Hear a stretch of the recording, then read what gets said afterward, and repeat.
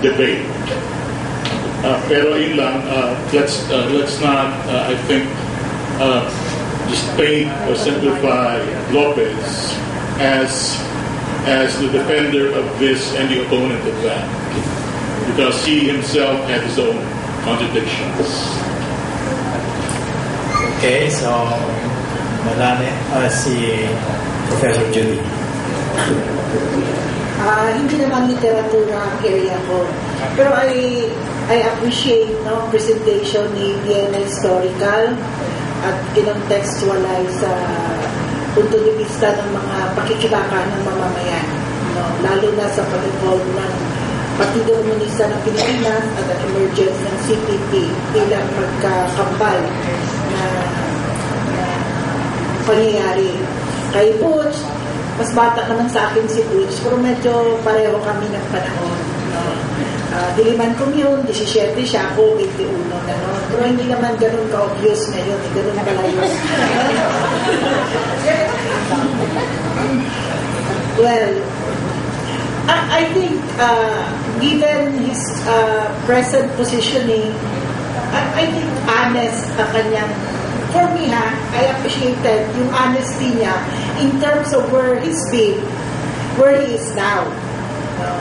Kay Bomen, syempre, nag-umpisa doon sa usapin ng paglilinaw, ng critique sa mga termino, but ang bottom line pa rin ay para kanino ito. And I think that is the most important question. Para kanino ang literaturang ito? Ngayon kay Lopez, ang complexity niya, hindi ko rin alam. Pero I think sa akin ang measure palagi ay practice. Kung sa panahon liberal ang katawagan mo sa kanya at meron kang definition na kaninang umaga, sinasabi mo, pakiulit lang ngayon. Hindi, kanya yun. Hindi sa akin. Okay, ano sabi ni Lopez about it? He was actually joking. Yeah, but I think may truth yun Anong sabi niya? Sabi niya, a liberal is one who champions all things that are good and true and beautiful, but who runs out of the room when the fighting begins. Okay.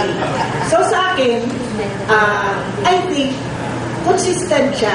Kasi kung sa panahon namin sa UP Diliman, he marched with the people, with the faculty to Malacanang. Ang isang anecdote sa kanya ng mga nakausap ko na ay nung panahon ng after the assassination of Ninoy Aquino, kabahagi na siya ng mga tao sa lansangan. And I think yung kwento kanina ni Melinda De Jesus of the kind of column zero ay nagpo-provide ng ganyang consistency. Liberal siya up to the end in terms of choosing a position advocating human rights. Sa ganyang level yung appreciation ko sa kay SP. And beyond that, I don't think hindi ka pa. Kasi yung ano na yung practical niyan, what he had to offer. Actually, maraming anecdotal pa comments about how complex his life was in the university. Pero hindi na muna natin yan kasalakayin. Okay. Maybe on that note, we can close this this phase ng presentations. And sa bahaging ito, napakaganda talaga yung mga talakayan, at yung mga presentasyon mula pa kaninang umaga. We cannot really ask for more. Pero sa bahaging ito ay tawagan natin si Professor Ella Atienza, ang Director ng Third World Study Center.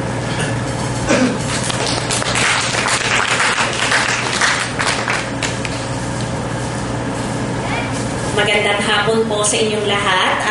Maikli lang po ito para po sa magsasalita po ako para sa mga organizers ng SP Lopez Centennial Academic Conference.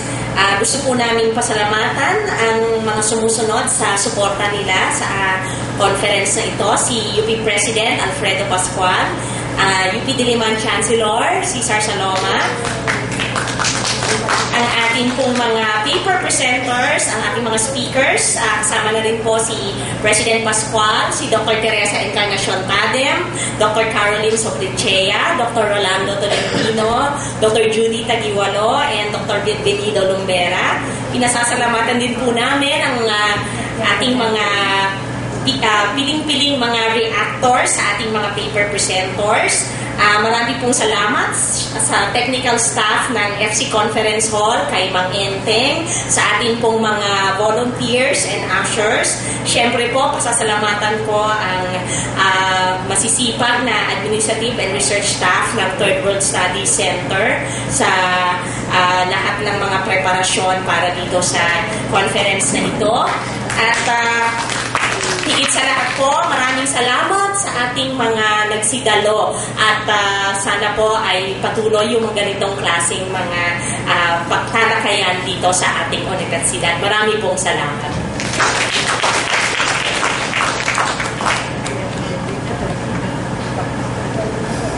Okay, to formally close this conference, let's call on our Chancellor, Chancellor Cesar Salom.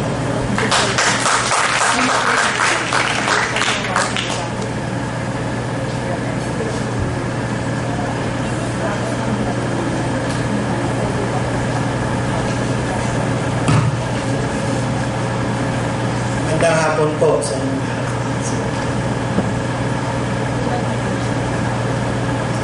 Today's conference is a fitting tribute to the man who committed himself to the vision of UP as a university of and for the Filipino nation during his tenure as its president in the politically charged years of the first quarter storm on the Diliman Commune. In a sense, it is unfortunate that I have never met him in person because I entered UP as a first-year student in 1977, and President Lopez ended his term in 1975. To S.P. Lopez, knowledge and service were inextricable values.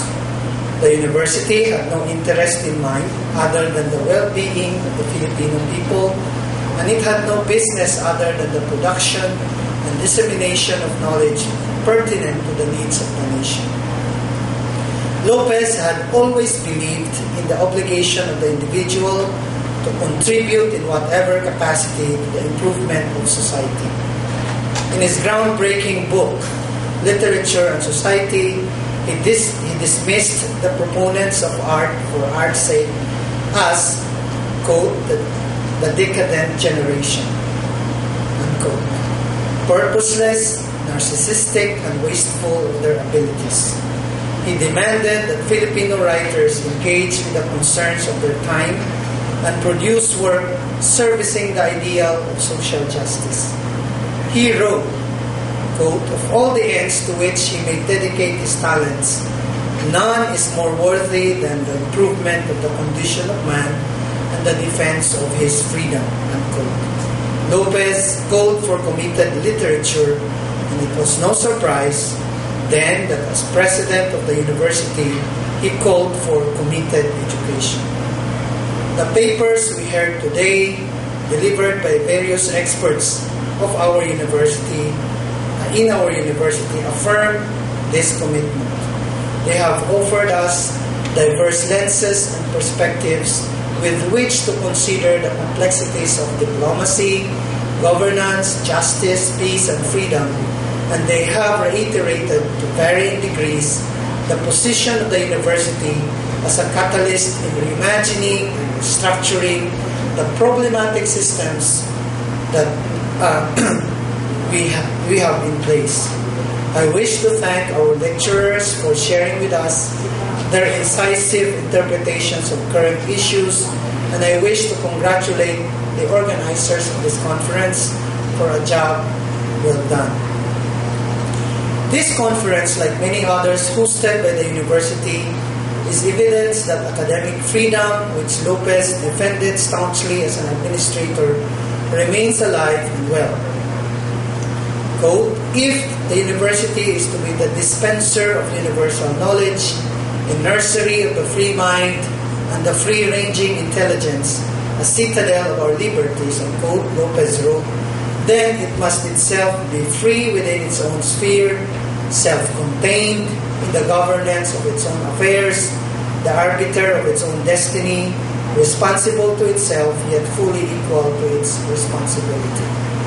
His words, written decades ago, ring true to this day, and we at the university continue to exhaust all avenues to protect our autonomy in the pursuit of public service.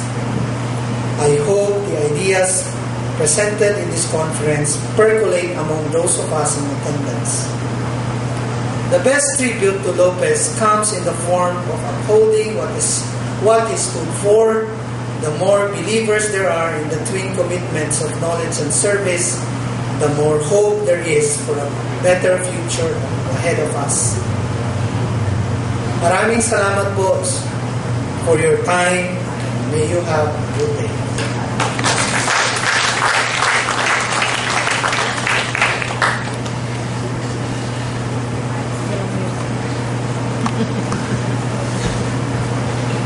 Pahabol lang, meron pang snacks sa labas.